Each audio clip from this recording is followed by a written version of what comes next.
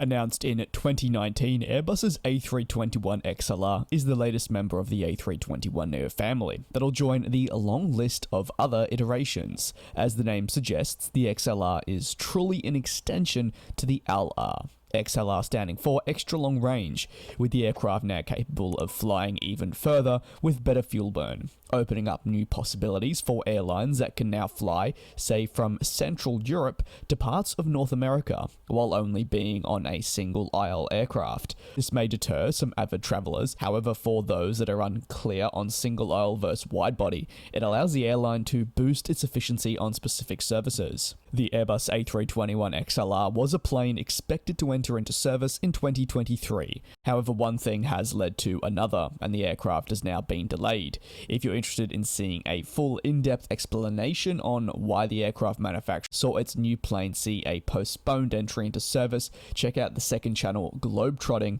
where instead of news coverage, you get some long-form analysis on the industry.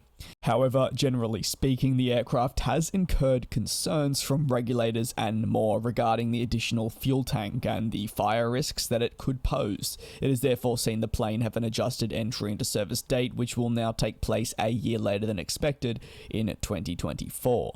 As per Reuters, the FAA, the United States governing aviation body, the Federal Aviation Administration, has approved conditions surrounding the XLR's fix. The FAA has said that Airbus will need to focus on the lower half of the fuselage for the XLR and make it fire resistant.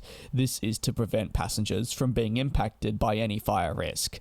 The part of the fuselage they're specifically talking about is where the RCT will feature. That is the rear center tank, so they'll need to lower that.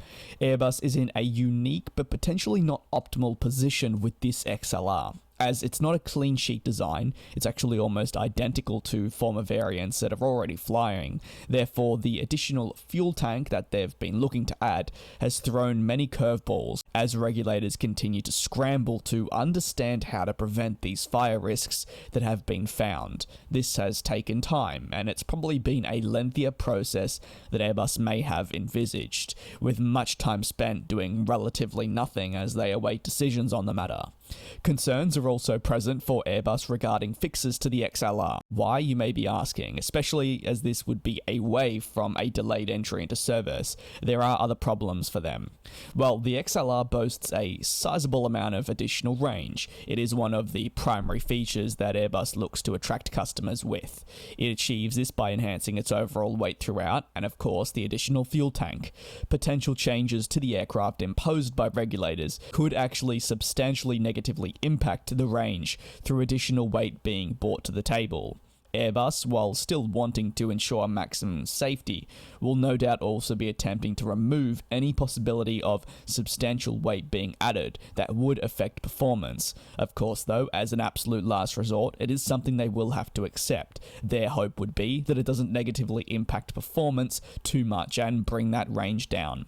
What are your thoughts on the FAA's ruling regarding the XLR? Of course, we're one step closer now to the XLR finally entering into service, but before we can do that, changes to the aircraft do need to be made. It then needs to, of course, fly with the changes, and then finally be approved before we can see it begin deliveries, hopefully still in 2024. Thanks for watching, enjoy your weekend, and I will see you next time.